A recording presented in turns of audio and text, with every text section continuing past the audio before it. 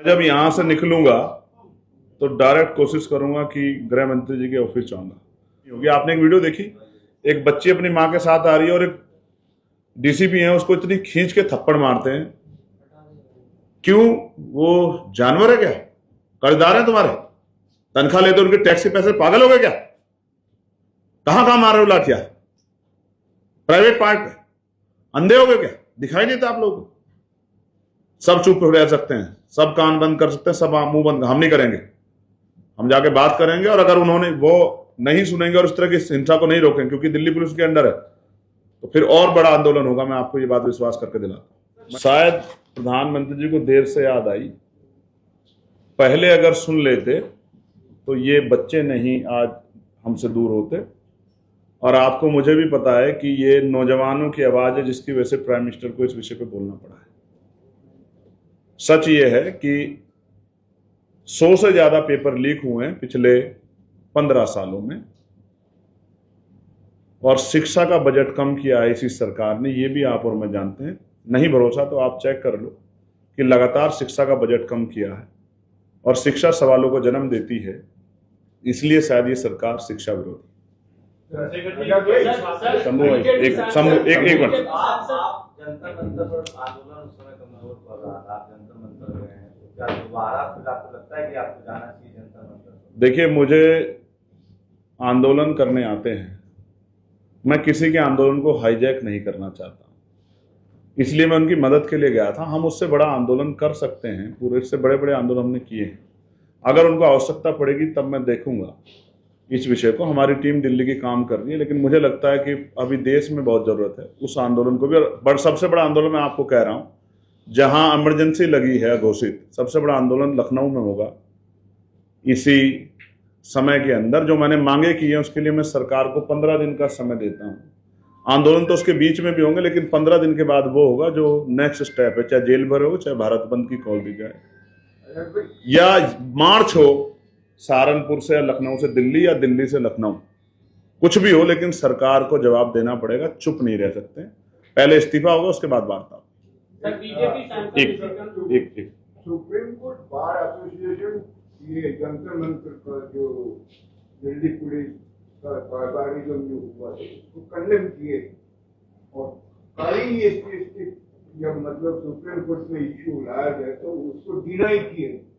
तो कोर्ट में अगर ये हाल है तो इस चीज को लेकर मतलब ऑपोजिशन क्या कर रहे हैं? मतलब आप तो निकल के आ चुके हो, व्हाई नॉट द अदर्स?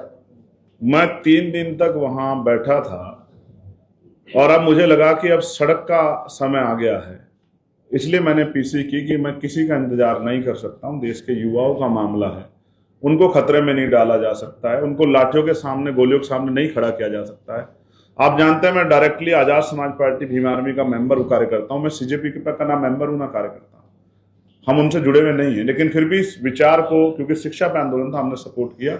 अब हम अपने तरीके से इसको पूरे देश में चलाएंगे, और हमारे कार्यकर्ता 25 तारीख को सभी जिला मुख्यालयों पर अपनी शक्ति का एहसास कराएंगे कि हम इस आंदोलन को पूरी मजबूती से सरकार के सामने खड़ा करेंगे कि सरकार उन बच्चों की मांग को सुने।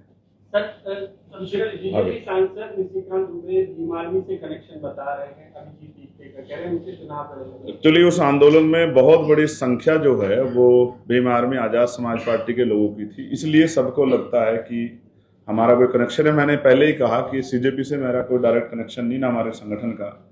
आंदोलन से हमारा कनेक्शन ये था क्योंकि आंदोलन अन्याय हो रहा था, तो हमने तब मदद की, और अब हम अपने तरीके से आंदोलन को मजबूत से आगे बढ़ाएंगे। तो पॉलिटिकल कोई विषय आएगा तो मैं समय आने पर बता दूंगा, अभी तो कोई ऐसा विषय नहीं। गौरव, जैसे आपने कहा अभी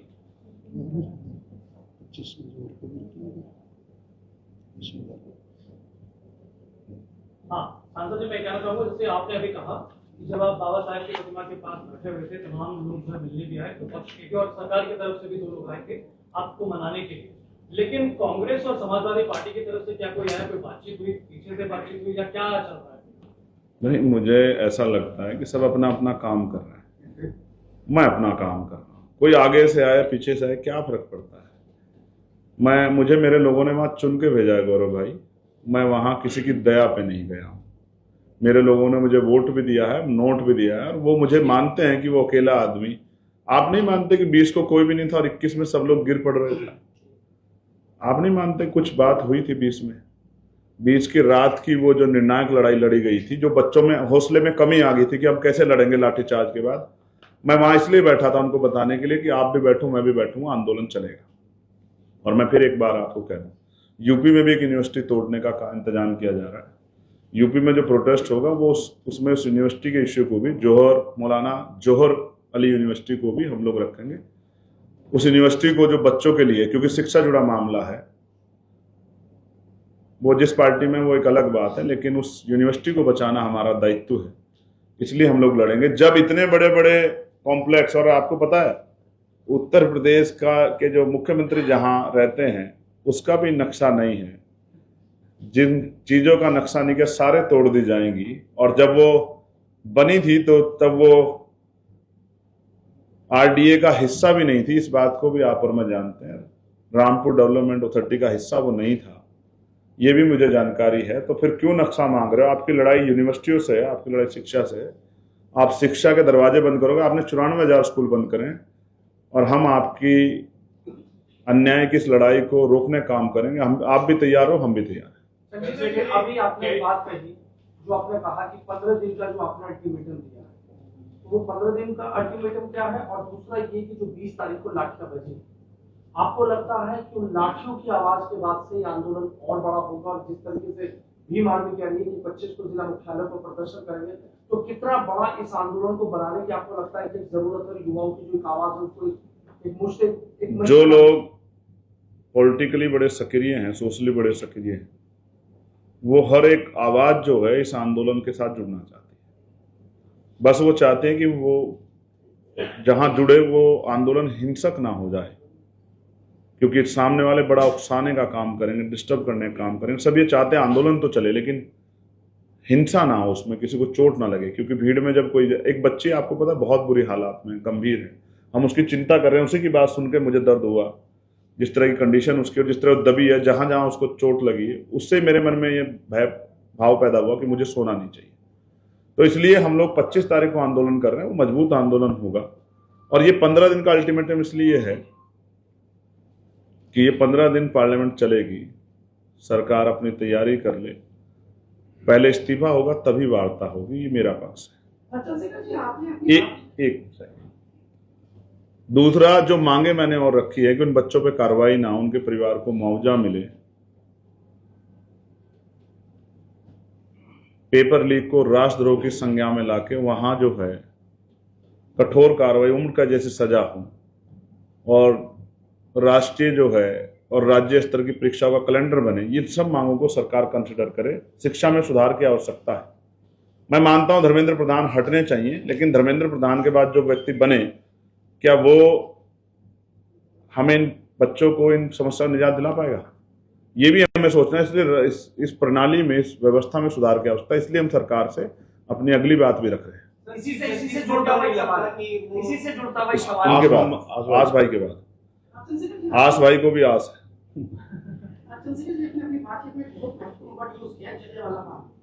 तो चूंकि हम देख रहे हैं पिछले 12 घंटों में जंतर मंतर में जितने भी 50,000 के आसपास स्टूडेंट है, उसका एक्सेस क्लोज कर दिया गया है, अब खाना भी रोक दिया गया है, बैरिकेडिंग भी ऊंची कर दी गई है और टेरराइज भी इनको किया जा रहा है। तो क्या ये डर जो बच्चों में फैल गया है, टेरराइज हो गए, तो क्या चलेगा? मैं जब यहाँ से निकलूंगा तो डायरेक्ट कोशिश करूंगा कि गृह मंत्री जी के ऑफिस जाऊंगा, अगर वो होंगे।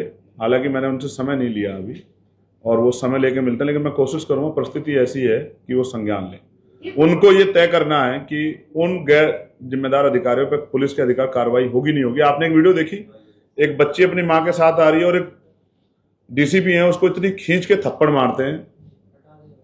क्यों? वो जानवर है क्या? कर्जदार है तुम्हारे? तनख्वाह लेते उनके टैक्स के पैसे? पागल हो गए क्या? कहां मार रहे हो लाठियां? प्राइवेट पार्ट पे अंधे हो गए क्या? दिखाई नहीं देता आप लोगों को?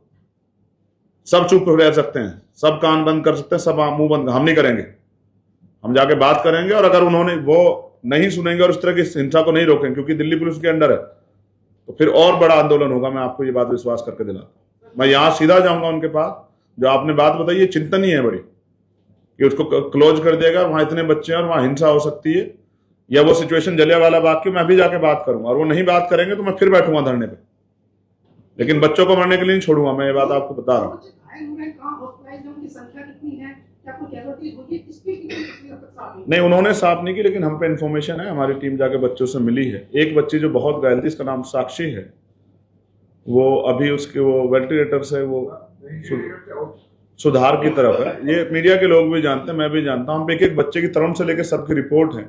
हमें चाहते हैं किसी को कैजुअल्टी ना हो। हम पुलिस के भाइयों के साथ भी जो उनको चोट लगी उसके लिए भी चिंता कर रहे हैं, मगर मैं फिर कह रहा हूँ, देश का पढ़ने वाला युवा किसी को चोट पहुंचाने नहीं आया था। वो लोग, उसकी जांच हो, वो हिंसा करने वाले लोग कौन थे, उनकी आड़ में पढ़ने वाले छात्र छात्राओं को मुकदमे दर्ज करके जेल ना भेजा। इसलिए मैंने कहा कि इन पे कार्रवाई ना हो, इसलिए मैंने सरकार से मांगा। चीफ जस्टिस को क्यों लगता है कि वीडियो देखना उनके लिए जरूरी नहीं है, हस्तक्षेप करना जरूरी नहीं है? आपको क्या लगता है क्यों उन्होंने इस तरीके? अब मैं तो खुद कह रहा हूं कि मेरे मुझे तो शिकायत ही कल से ये है कि जब आप ही नहीं देखेंगे तो कौन देखेगा। कितने ही मैटर ऐसे होते हैं सरकार से वो जाके, कई बार SIR का मामला आया और ये जो कितने मेंबर टूट के इधर से उधर चले गए, बहुत सारे वोट कटे, कहाँ गए हम लोग? Supreme court. और जब सुप्रीम कोर्ट कहते हैं हमें देखना नहीं है, जो सबको दिख रहा है, पूरी जो दुनिया को दिख रहा है, वो सर्वोच्च न्यायपालिका ने देखे, तो फिर तो मन में भय आना वो है जाहिर है। इसलिए चुप बैठना भी अच्छा नहीं। चंद्रशेखर जी, कई छात्रों को पैलेट गन लगी है, अस्पताल में भर्ती है, उनका इलाज चल रहा है, लेकिन दिल्ली पुलिस बार बार कह रही है हमने पैलेट गन का यूज नहीं किया। इस पर क्या कहना? जिनको चोट लगी है, जो घायल हुए हैं, उनका मेडिकल इस बात की गवाही दे रहा है कि उनको जो जिस वेपन से चोट लगी वो पैलेट गन है। सर आप तो ये भी कह दोगे कि ये सब पुलिस के लोग हैं जो उस तरह की ब्रिड रखे हुए हैं, जो वर्दी में नहीं थे। ये सब भी आपके लोग हैं जो डंडे लेके, कुछ नाम भी चिन्हित हो गए हैं कि वो यहीं आसपास रहने वाले लोग। कैसे छूट दिया आपने उनको बच्चों को पीटने की? आखिर पुलिस तंत्र का दुरुपयोग क्यों स्वीकार करें हम? इसका जवाब जो है देना पड़ेगा। इसलिए मैं आपसे कह रहा हूं कि जो बात बताई गई मैं उसकी अभी जानकारी करूंगा, और वो बात अगर सही है, साथी आस भाई जो बताए, मैं तत्काल यहां से सीधे गृह मंत्री के ऑफिस जाऊंगा। मैं रुकूंगा नहीं किसी भी कीमत पे, मैं आपको बता रहा हूं। सर क्या आप एकला चलो की नीति पर आ गए हैं? आप अलग करोगे आंदोलन, जबकि आंदोलन चल रहा है देश में बहुत बड़ा, उसमें क्यों नहीं शामिल होना चाहते हैं अपनी तरफ से? कहाँ? जिसका नेतृत्व मैं नहीं कर सकता हूं, मैं उसकी जिम्मेदारी नहीं उठा सकता हूं। जब आप आंदोलन चलाते हैं तो आपको डिसीजन लेने पड़ते हैं, और जब आप डिसीजन नहीं ले सकते तो फिर आपको सोचना पड़ता है। किसी की जान को दांव पे नहीं लगाया जा सकता, इस बात की जिम्मेदारी। हम एक ऑलरेडी बहुत बड़ा संगठन चलाते हैं जो गांव-गांव में है। तो क्या बटेगा भी आंदोलन? नहीं, वो अपना काम कर रहे हैं, उनके आंदोलन को चलना चाहिए, उनके आंदोलन कौन रोक रहा है? मगर हम अपना काम करेंगे, हमें पता है आंदोलन कैसे चला जाते हैं, हम चलाना जानते हैं। कहीं ऐसी जरूरत पड़ेगी तो हम उनकी मदद भी करेंगे, लेकिन हम जब उनको जरूरत थी तो हम उनकी मदद करने गए भी थे। अब स्थिति अलग है, अब स्थिति वो नहीं। अब सरकार दमन कर रही है और दमन के खिलाफ मुकाबला मजबूत होता है। बच्चों को नहीं झोंक सकते, इसलिए हम अपने आप इसको मजबूत करेंगे। पूजा सर, सदन के अंदर जितने भी विपक्षी पार्टियां आप तक मंच पर आई है, उन्होंने कहा है कि आप सड़क पर लड़ रहे हैं, हम सदन के अंदर इसकी चर्चा को तेज करेंगे। सरकार का कहना है कि हम तैयार हैं नीट पेपर लीक पर चर्चा के लिए, लेकिन विपक्ष जो है वो चर्चा होने नहीं दे रहा है। आप बाहर बैठे रहे 3 दिन तक, किसी को फर्क नहीं पड़ा, बच्चे 1 महीने से बैठे हैं, फर्क नहीं पड़ा। और जैसा सर ने कहा कि बैरिकेडिंग बढ़ाई गई है, अर्धसैनिक बलों की विशेष टुकड़ियां जो है वो पश्चिम बंगाल से, कश्मीर से वहां पर लाकर तैनात की जा रही है।